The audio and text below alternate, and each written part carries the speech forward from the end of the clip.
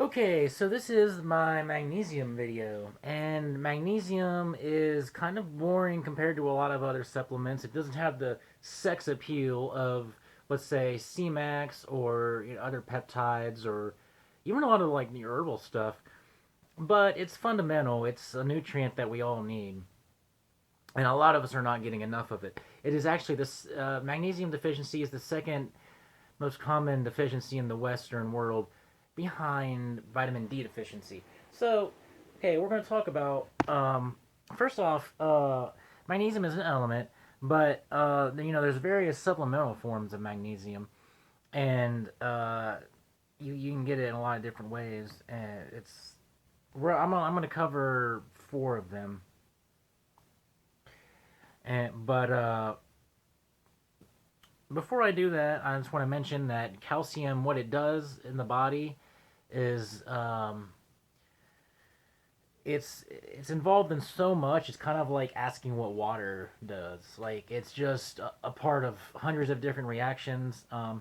In particular, it's used a lot as a cofactor for enzymes, and it's involved in things from protein synthesis to DNA repair to a lot of hormonal stuff. It's just all over the place. So, these four forms of magnesium. Let's see here. We have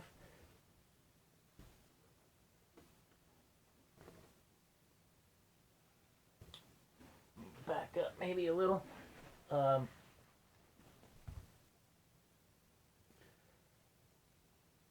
so there's magnesium. I want to mention oxidate. Magnesium oxidate is actually.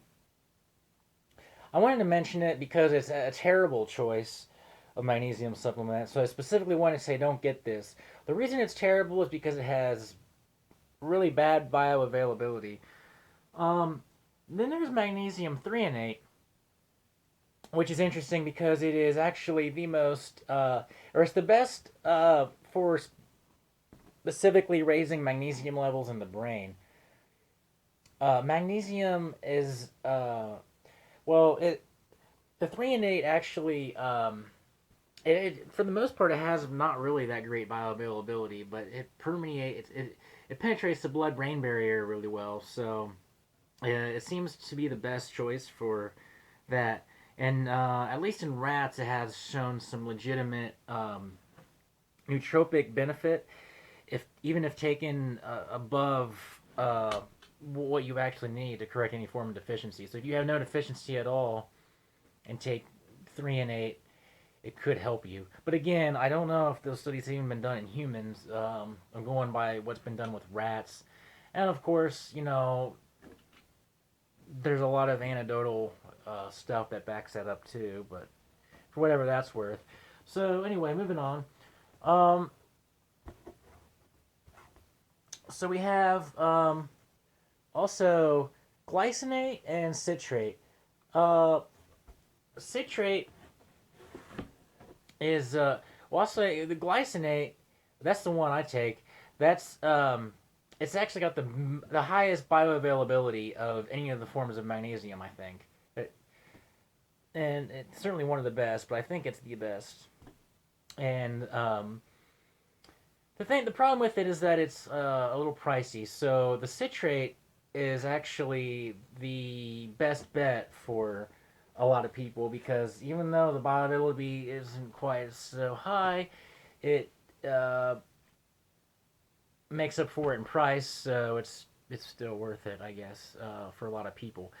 Um, but yeah, I use the magnesium glycinate. This is what I use, and this particular one is actually lemon lime. So the flavor is nice. It makes a nice little drink. Actually, it goes down real well. And so yeah. So now, how's my experience with it go? Well, to my knowledge, I had no magnesium deficiency. It's one of those things that it really doesn't hurt to take because if you take too much of it, your kidneys will just flush it out, and at the very worst, you're going to be pissing away your money. But it's So what it does for me is like it does seem that at times it provides me with a mild calming sensation, which is one of the things that it's supposed to do. But it really, for the most part, doesn't have a lot of outstanding effects for me. So maybe I really wasn't deficient.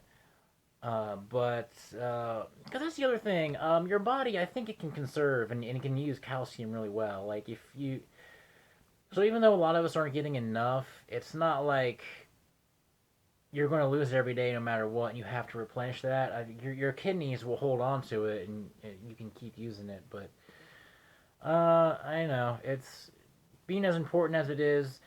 Um, I like to take it, and that's what I'm doing. That's what I'm going to continue taking it because even though I'm not getting a lot of effects, I think it's a lot of noticeable effects, not a lot of subjective effects. I think that if nothing else, it's just a good nutritional insurance policy. And so what I'm doing, I actually, it's kind of like the 80-20 rule with me. If so,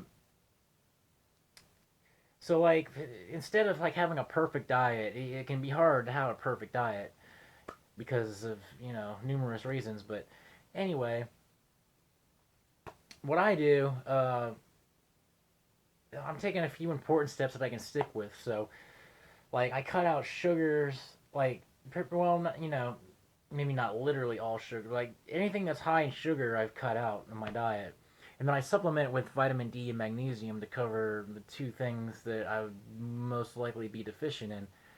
So cutting out some of the bad things and being sure I get all the good things. So that's how I'm using magnesium.